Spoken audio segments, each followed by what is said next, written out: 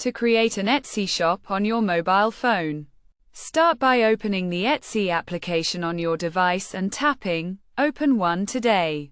You will be redirected to Etsy.com in your internet browser, where you can scroll down and click on Open your Etsy shop. Choose your login method, such as Apple, Google, or Facebook, and input your credentials. Once logged in, you will be asked what brings you to Etsy. Select an option, or skip this question. You will then be given the option to receive help or proceed with confidence.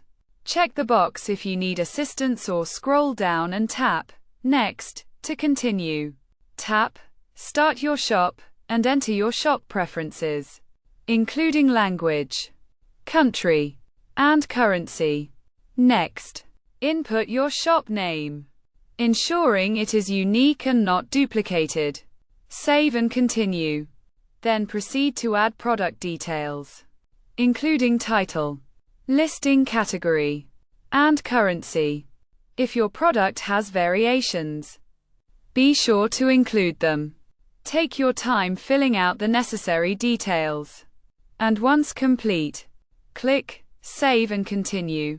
This will complete the initial setup of your Etsy shop.